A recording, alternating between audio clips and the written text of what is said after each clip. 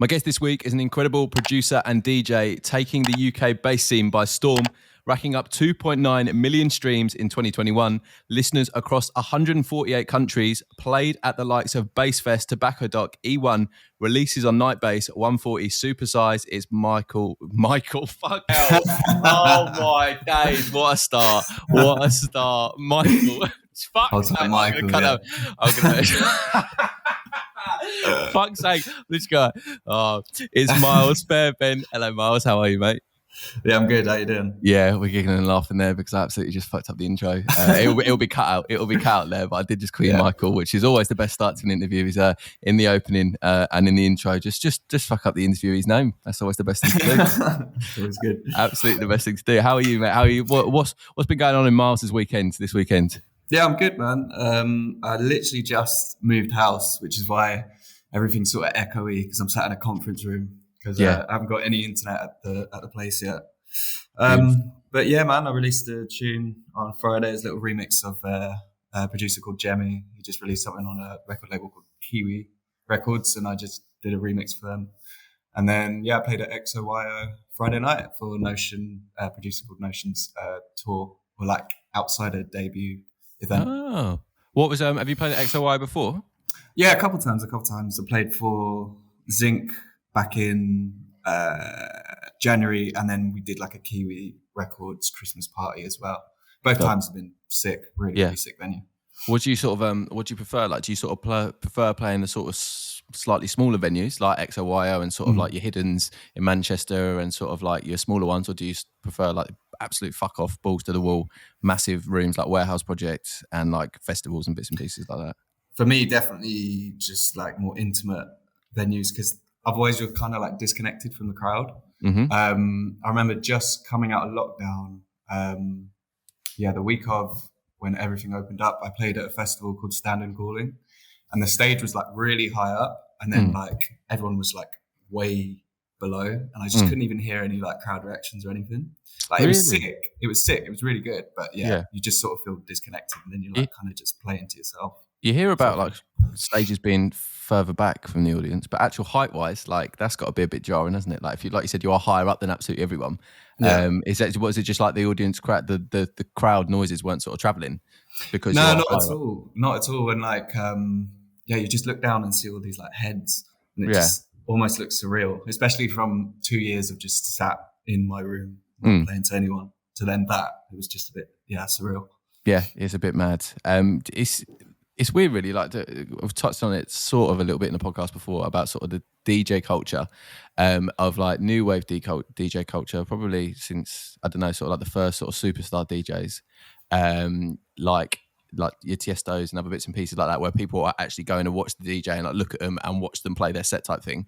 Like back in sort of like the 70s, 80s, 90s, even like with Northern Soul, a little bit disco and bits and pieces, you'd have DJs, but nobody would be like looking at the DJ. They'd all just be like dancing in groups, like looking at each other, like looking like as groups and like looking at people to get together. And then like you said there, it's sort of transitioned over the last sort of 20-ish years of like actual people looking at the DJ, phones out, filming the DJ, sort of like your boiler room style settings, you like keep hush bits and pieces where like sort of the DJ is surrounding it. Do you sort of like did the set feel strange because you weren't being able to sort of like feed off of the vibes of the audience, or was it just like you were happy to be out there again because you've been in lockdown and it was nice to be out? I mean, like even driving there, I was convinced it wasn't going to happen because obviously we had 21st of June and then was it like a couple of weeks before it just suddenly got pushed back. So I was just like, until I plug my USB into the decks, I will not believe this is happening. And then, while I was playing, like I was just really focused on not like messing up. And I just look up and just see this like sea of people. And it's just like, wow, it's just crazy. Will it be like nine months now? Sort of like being back to live music, being back to live events, like having stuff without any sort of like restrictions and bits and pieces. What's been your favourite set since we've been back since like lockdown? I mean, for me, they've all been like amazing.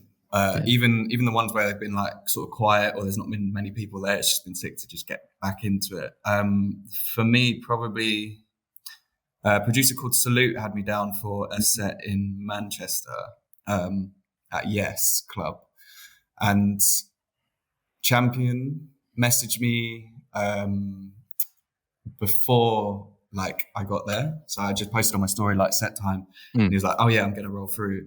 I didn't think much of it, and then after my set, like the promoter comes up to me, it's just like, "Oh yeah, someone's asking for you outside." I come outside and it's Champion. I was like, "Oh my god, it's crazy." That's sick. He came in, and then at the end, me, Salute, Karma Kid, and Champion all did like a massive back to back, and it was just. That's sick. You know, obviously Champion's one of my idols, so it was just crazy to go back to back with him. And the amount of dubs he had was just ridiculous. So Champion, for people listening, like UK funky DJ, like bass DJ as well, well respected in the scene. Was it RKS? No, that's Roscoe's. What was Champion's label called? Formula Records. That's it. Yeah, Formula. That was it. And yeah, absolutely. Like you said, the amount of dubs he's got, the amount of like dub plates and different bits and pieces on the releases on that label was phenomenal. So like you said, getting that back to back there, in Manchester, in Yes, which is a sick club as well. Must have been phenomenal. It must have been a really good vibe. And like you said, if you look up to someone as well, and you've like, because he's been around for a while, hasn't he? Like Champion, like probably like active in the industry for like, I'd say like the last. Yeah, he's definitely like one of the pioneers for like that sort of new UKG based sound.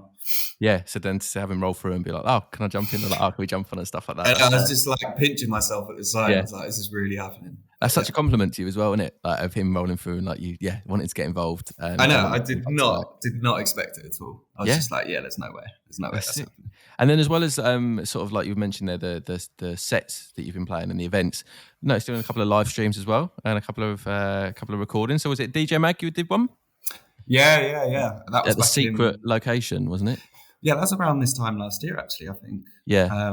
But yeah, that was sick. I mean, TS7 got in touch. I was just like, I'm doing like a little live stream, a secret location. Yeah. I was like, I'm sold on there. Let's do it. Yeah. But yeah, it was sick. It was really, really sick there. And like while I was playing, I didn't see any of the lights in the background. Right. Like, I was just focused on mixing. And then when I watched the footage back, I was like, wow. Visuals, the visuals are sick, mate. They look really, really good. Like, it's really enticing. It's visually appealing. When you're doing those live recordings, so say you've got someone like approaching you, like DJ Mag, or you've got like a boiler room set that you know that's going to be recorded, or if you've got asked to do like a keep hush or something like that. How much do you feel that there's that much more pressure because you're like, right, this is going out on YouTube. There's going to be people that are listening to this over and over and over. There's going to be people being able to jump in the comments and stuff like that. Does that play on your mind at all, or do you just try and like mute that out? I try and avoid it because. It's not healthy to look at YouTube comments. Yeah. Especially YouTube. Because people are just very, very opinionated. And like while I was playing, I thought the mixing wasn't great. And I was like, I'm definitely going to get some slack in the comments. Yeah. But I sort of did look. And it was all just good, really good feedback. Nice. Are you sort of like your own sort of worst? Are you quite a perfectionist? Like, are you your own worst critic, or are you actually like quite calm and chill with it? Yeah, I'm quite chill with it. Like I can understand where people were coming from. I just laugh. Can't take it seriously. Nice. You can't please everyone. You can't please everyone all the time, mate. That's one thing. Yeah, you absolutely cannot please everyone all the time, and you'll get lost like in yourself if you try and absolutely do that. And regardless of whatever industry you're in, you have to realize that not everyone's going to be happy all the time. And if you do, like if you are like, I feel like middle of the road. Nobody wants to be middle of the road. Like if you're sort of like just having that sort of not have an impact on anyone's life, and you are quite, I don't want to say bland, but like proper middle of the road, sort of like not really having an impact on people's lives, which won't offend anybody or won't do anything like that. They're not going to really change the industry as much. I don't feel like. Exactly. People that are quite sort of quite plain. So take it all the way back to the start there, because we did mention about sort of like, would you class yourself as what sort of category would you put yourself in? Would you say UK based producer, or would you say sort of like UKG, or would you say? I'd say just like a blend. Yeah. A blend of both. I've seen like genre wars in comments about like some of my releases. But I mean, I don't tend to like stick to a specific genre. It's just like what I make. Yeah. It's like a blend of the two. But I wouldn't really put it down to just UK bass or UKG. I mean, some tunes I make are more UK bass, and then other tunes are just strictly UKG. But I'd like to say like a blend of the two.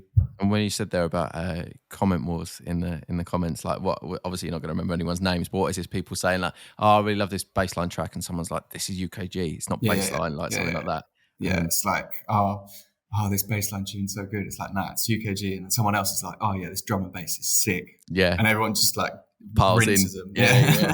So there's obviously I do feel for it as well, because everyone's going to be. You don't know what people's number one. Not everyone's going to be a music expert or a music pro. Like if they're there sharing love and they're saying it's nice, that if they sort of label it wrong, it's like, well, it's not that. The motive behind their message is a positive one. So just because they've got sort of like a name behind it, like let's actually look at what it was a positive comment, regardless of like whether they've got the BPM right or whether they've got the category that it goes into right. So it is a shame, because you do see some people that are absolutely getting ripped to shit. You're like, well, that for all you know, that could be like a 13-year-old lad who's just got into this music, really likes it, or it might be someone across the pond, like in America, like, oh, loving this. They might have called it drum and bass or jungle and something instead, and you're like, oh, okay, well, they haven't necessarily got the same amount of culture over there in like drum and bass and jungle and everything like that as we do in the UK. So maybe potentially that's why they've mislabeled it, and maybe don't lay into them. I remember like there was like this deep house tune. It was back when I was like 14, 15. And I just didn't know what to like put the genre to. So I was like searching like old trance tune, or like just completely mislabeling the genre. But it's fine. I mean, if you're not too clued up on it, as long as you enjoy. And everyone's learning, isn't they? Like I said, as long as someone takes away from that and they go like, oh, okay, cool, right, that's what you label it as, type thing. Exactly. And it's the vibe of it. But to take all the way back to the start, we were discussing before there. So like you're from Kent originally. Yeah. What's your earliest memories with music? So whether that's sort of music around the house, whether that was sort of first raves and events, whether that's, I'll be honest, I've not been out raving or partying in Kent, which is surprising, because obviously Canterbury, one of the bigger sort of universities in the UK that have like for like a party scene. I feel like from that neck of the woods and down the end of the country, I would say is like quite a big one. I had quite a few friends that went to Canterbury, so I don't know whether that's just my perception of it seemed like, oh, it's quite bigger, or it's quite popular, or was it sort of like is Canterbury quite a vibrant place? Canterbury is just purely like tech house, and is just it? like for the most part. I mean, you have Club Chemistry, and they do nights where it's more like, you know, CT Fest is a brand where they have people like Sammy Virtue and people like that down. Mm-hmm. Apart from that, it is mostly just like clubbing. You know, you just go out to get drunk and pull. But yeah, for me. What was it? My earliest experiences, I got this when I was like 14, 15. I got a Pure Garage CD mixed by EZ. Yeah. And so I was just like fascinated by, you know how in albums where one song will like smoothly transition into the next. I was like always fascinated by that. And I think that's probably where the DJing side of things started for me, I guess. Yeah, because you were listening to these smooth, like you said, seamless transitions. The tracks being blended into each other, and thinking, "Oh, sick! How's this happening?" Mm-hmm. And then also, like, do you remember DJ Hero?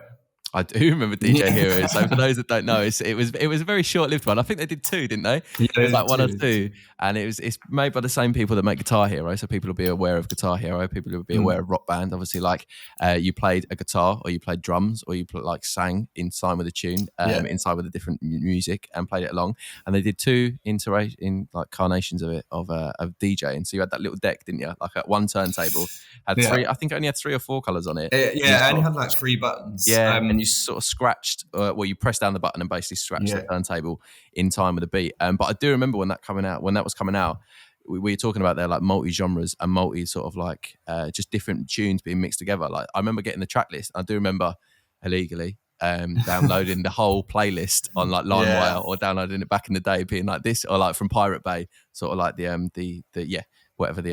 whatever the playlist was for it, and some of those tunes and some of those blends mixed together, like back in the day, were sick. Yeah, this is what I mean. Like I didn't even have the game. Like I literally just went on YouTube and I was just listening to these like blends, and I was just like, how have they even done that? Like it's just insane. Yeah.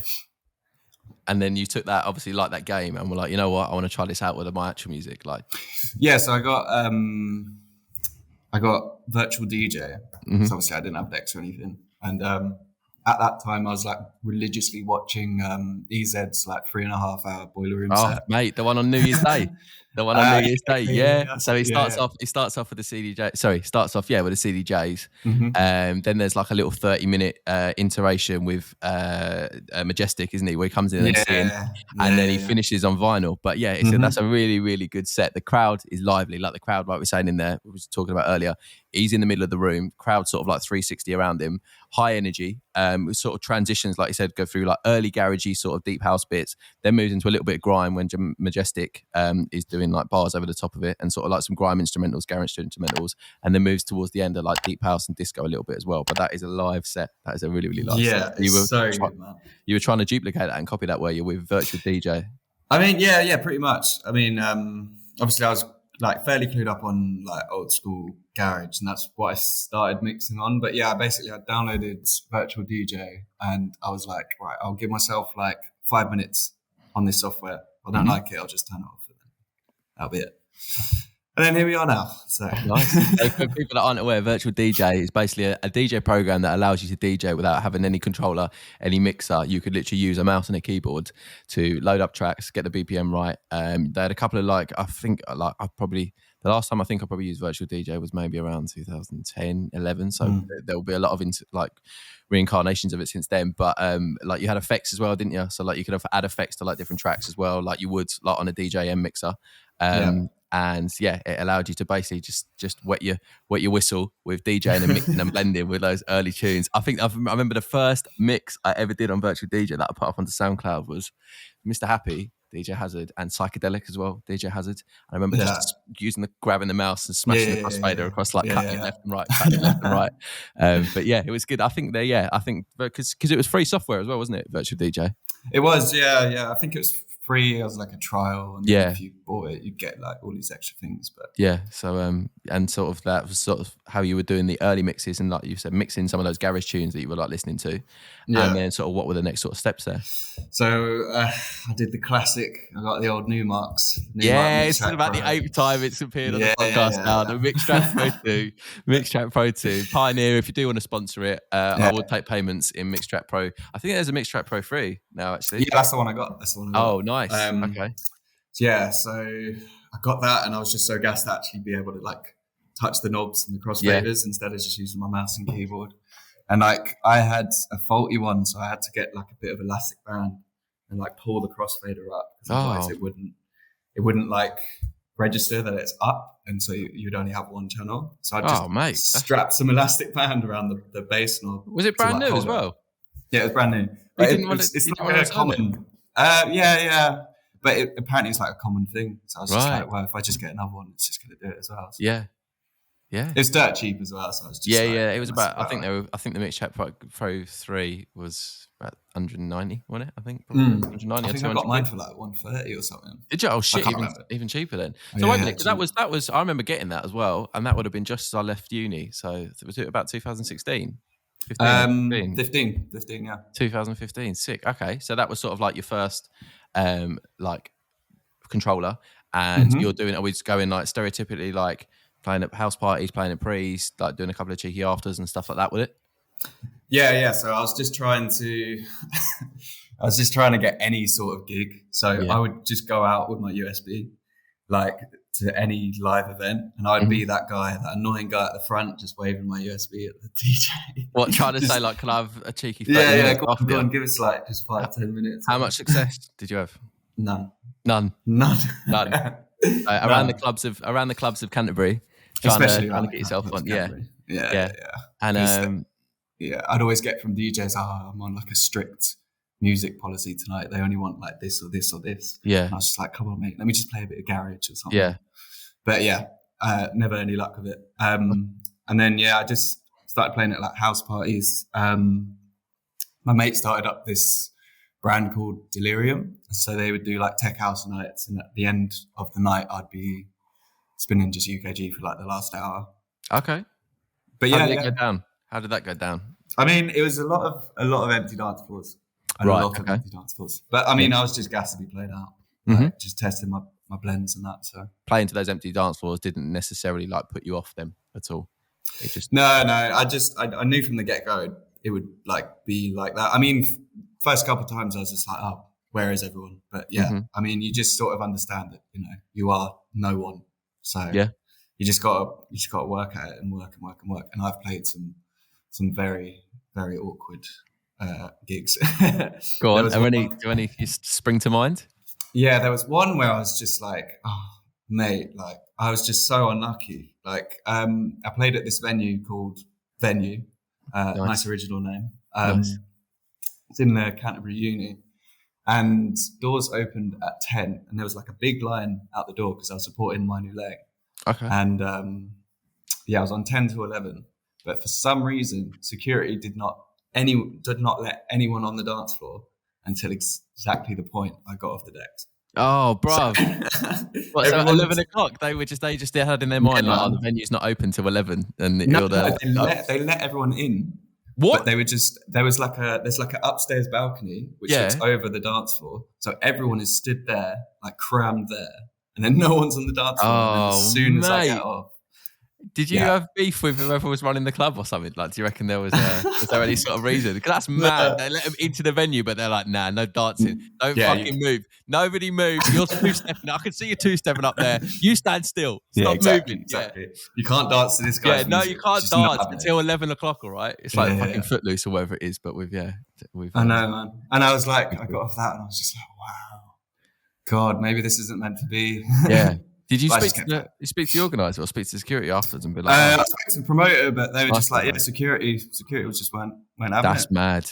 That's mad. The fact they let them into the venue, like sometimes you hear about them getting like set times wrong or like venue stuff wrong, but like the fact they were in the venue, but like dance floor's off bounds to 11. Unheard of. He's just warming up the dance floor. Just Miles is warming up the speakers. He's just got to warm up the speakers. Yeah, those subwoofers nice and warm. Yeah. If you could name one person, it might be difficult for you to answer. If you can name one person who you think's been really helpful and beneficial to you in that sort of instance of being supportive and sort of like, or maybe giving you advice or being like, from a creative perspective or even from like a social perspective of being like, don't be disheartened or like, do this because this is effective and impacting. Have you got sort of any names or name that you could shout out and be like, this person's sick in this industry?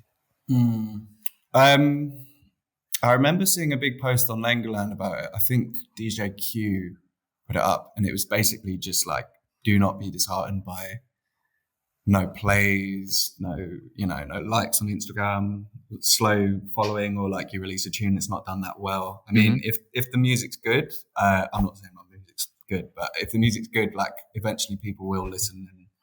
And I know everyone says it, but you just got to keep at it, like persistence and just consistency and just It's fantastic to be in that position where you are getting multiple books. It's fantastic to be in a position where you're getting regular bookings anyway, and then to step out up a level and be like, right, okay, Friday evening, Saturday evenings, we're traveling around the country because we're getting multiple bookings around there. Is fantastic. And like I said, it's paramount to how far you've come when you do look back and being like, okay, cool. Like I was opening up virtual DJ, I was doubling around here. Like I was like listening to these sets, like listening, like you said there, to the DJ Z album and like listening to the Boiler Room set that he was doing and bits and pieces like that. It's do you like reflect back a lot of the time and think like, okay, this is sick, like because I've like do you find yourself like reflecting back a lot, or do you sort of just eyes forward a lot of the time? Not enough. I mean, I do obviously when I get writer's block and things like that, and you're like, I think every producer goes through this where you're just like, you're not really making anything good, and you sort of just get a bit down. You're like, I'm shit. I'm not doing well. But yeah, I think at those points you've got to just sort of take a look at how far you've come and like what you've achieved. Because I never thought I would get this far. This isn't even far. I mean, but yeah, it's great. Do you sort of, how do you class your successes now? Like if we would, I know obviously in the intro we mentioned about like 2.9 million streams on Spotify in 2021 and like 148 countries this year. I think I looked at the previous years as well. This is a rough ballpark figure as well, but like the year before that, I think prior was like 81 countries or something like that. So like you've nearly gone up like 100%, like country wise. I think your streams were, I think the year before around sort of like 800,000. So you've like tripled that sort of thing, keeping on that progression and keeping on that path. Is that sort of how you sort of classify and sort of look at how you are succeeding, or do you sort of measure it on a different number, or like do you measure it in something else? Yeah, I mean, I didn't really get properly into Spotify until like beginning of lockdown. I just wasn't clued up on it. Like obviously my releases would come out, but I wasn't just too clued up on how it works. And then as you said, like looking back on over the years, seeing the streams just go up and up and up, it's just I mean, you have to like take a step back and just be like, wow, sick. Like this is great. And then just in terms of like following across all socials, like hitting milestones. I mean, I just hit 10K followers on Instagram the other day, which is congratulations. Cheers, man. It was a big milestone for me. And then, yeah, it's just things like that where you're just like, oh yeah, did it. I got here. Right, next step. What's next, sort of thing. Do you because you've got a manager, haven't you? I shouldn't ask a question with a question on the end of it. You've got a manager, haven't you? Like, that's a statement. How much? And you might be able to answer this openly and honestly. You might be able to go like, can't really talk about that. How much is there of an influence, or how much attention is there from your manager or management of being like, we need to get the following numbers up because this is what some people are looking at for bookings, or we need to get the following numbers up because this is how we're justifying putting out sort of like this sort of fee for a set or this sort of thing? Is there that conversation ever going on, or is it sort of strictly around something else? So when I got signed to this management, they were like, so what have you got up and coming, and like what have you been working on?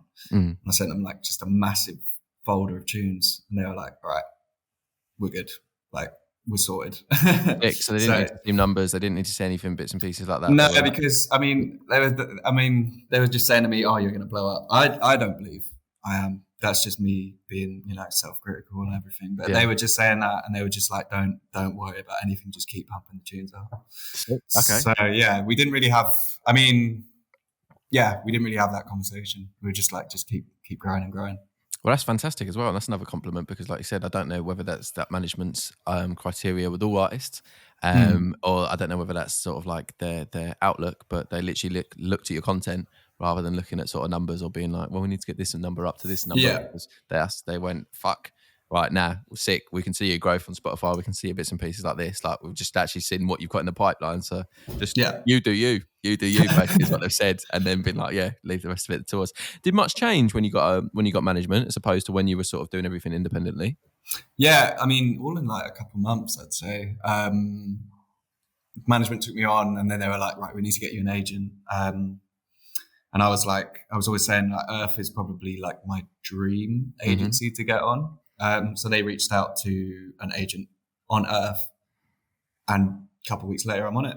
I was just like, wow. It's like all from like a month, it just sort of took off. And then I think that was sort of April time last year. Yeah. And then, I just started getting bookings coming in for like when lockdown eventually came out. Yeah. Or when we got out of lockdown. And then, it's just been amazing ever since. What's your favourite club in the UK and why? Or like venue? Even if it's not necessarily a nightclub. One. Oh, I'm going to say Stealth in Nottingham. Okay. Just because, I don't know, there's something in the water in Nottingham because people just go nuts. Like I have not had a crowd like it anywhere else. I played Notions outside a tour. I played in the Cell. It's a small venue in Nottingham. And this was at like 10 to 11, the set time. This was a double booking, so I had a gig in London afterwards. Yeah. And it was rammed front to back. Every single tune I dropped just got the maddest reaction. Yeah. And it like gives you so much confidence to just like switch up your sets a lot more and just throw some curveballs and like stuff you wouldn't usually play. I think like it's a lot about having respect for the DJ as well, and like knowing that they're taking you not necessarily on a journey, but like having trust in them, and that if a DJ like, I mean, all DJs do it, and they'll tell stories and anecdotes about like dropping something in and the crowd just not going for it at all, and it's just like silence and kills the set and stuff, which is obviously part and parcel and like and another aspect to it that could happen. But it's sick that obviously, like you said, you've got that confidence with the crowds, they're going with you, and they know that even if you drop like one dubstep tune or you drop something that's a little bit heavier or a little bit more meaty than what they were expecting, they know that it's not going to be this for the whole set type thing. It's like, okay, cool. Well, it's just like a palate cleanser as well, isn't it? It's like something a little bit different and just changes the pace of a setup and stuff like that. Have you done it before where you've dropped something and it's just absolutely, like I just explained there, like totally fucked up and you're like, oh, should have done that? Yeah, this is what I mean. Like in Nuts, it was fine. Yeah. I did the same thing in London that night, dropped the same tune. And the people were just looking at me like, what? Like, just like so confused. I mean, I think it was just like in London, it was just a lot of like uni students and just people just there on a night out. Yeah. It was at E1. Okay. And I dropped this one tune. It was just like No reaction at all. What was it? It was a Hamdi tune, not Slate and Hamdi because he's a mad great. producer. Yeah, great producer. But yeah, it was just a bit too heavy for him, I think. Yeah. You know? Yeah, No, and they weren't going in. But like you said, it's interesting that you'd done it literally 2 hours prior, 2.5 hours prior. The reaction had been sick. The event had been sick. They'd gone with it. It was earlier in the night as well. Earlier in the night, they'd gone with it. So it does just go to show you that the crowds and the location can have such a fucking massive impact on it's on weird. Your set. It's weird, but it's a weird thing, but on your set. But it also gives faith, and it's nice for people listening to this if they are planning a set this weekend, or if they're going to see someone and they do have that sort of like soul crushing thing where you're like, oh God, just swallow me up whole, please. Like, please, I just want to get off this stage. Like, nobody's gone with it. Then just style it out. Just allow it. You've just got to style it out for 2 minutes max, 2 minutes max, and then mix in something else. So that's it's refreshing to hear that. What's a piece of advice that you would give to a DJ? That you would like go, this will be useful to you? It's your first set. Just read off the crowd, I reckon. Like, plan your set, but don't plan it to a T where like you've got every blend rehearsed, because something is bound to go wrong. You're bound to get distracted by, like, you know, if it's like a peak set time and you drop a tune, everyone's getting gassed, and you forget, oh shit, I was meant to queue up the next tune here. Yeah, and it can throw you off. So just practice like mixing on the fly, if that makes sense. Yeah. And just sort of like judging the crowd, knowing what tunes work with each other, and just you know, freestyling a bit. Yeah. Just to finish up on, if you could change up one thing from the music industry, like if you could, like, I've got a like magic genie wish, like you can change one thing about the music industry. It could be something to do with like the pre-booking stage. It could be something to do with like the crowd or venues or like rules that venues have or stuff like that. What's one thing that you would change if you could? Oh, that's a tricky one.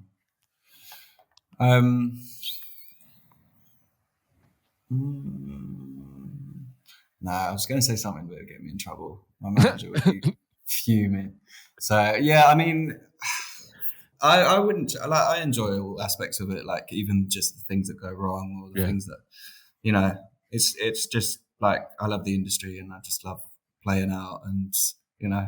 Spot on. I'd do 3 bottles of water. That's what I'd do.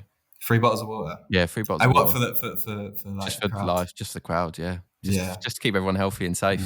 Yeah. And just bottles of water. I understand like someone's got to be paying for them, but if I could just be like, yep, everyone's got 3 bottles of water. Like, no, a lot of places do give out drinking water, but it's just the fucking look you get off of like someone, if you ask for free drinking water, is like you just spat in their face. Like, it's not like Ibiza where they charge you like €50. Oh God, well yeah, that's the other side, isn't it? Of going like, yeah, well that's way too far the other way. But or food, more venues doing foods, you know. Oh yeah. I mean, it's difficult for like this. So what is it?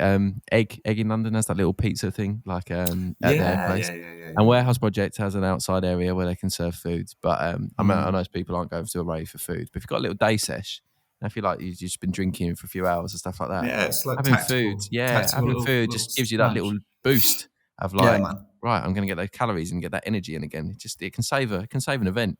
Save an event in the summer. We get those day parties or those day sets, like 12-hour ones. A little bit of food goes a long way. Yeah, exactly, man.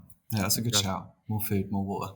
More food, more water. More food, more water, so everybody can have more vibes. Exactly. More vibes. Miles, It's been a pleasure to chat to you today, mate. It's interesting. I'm very happy that the Mixtrack Pro 2 has had a new iteration into the podcast in the Mixtrack Pro 3. And very happy as well that DJ Z's Boiler Room set is absolutely still getting shelled. Also learning that, like, I didn't realise that Canterbury was such a techie house place as well. Yeah. For events and bits and pieces. Yeah, I mean, it's mostly just resident DJs and that, you know, just like putting on small like tech house nights. You don't really see any UKG or bass apart from like sort of CT Fest and Sound Project as well. Yeah. But yeah, I'd like to see more of it, you know. Did you ever think about putting on an event yourself? Maybe one day, but I don't think I'm anywhere near the following to be able to do that, I reckon. Yeah. So maybe in the future.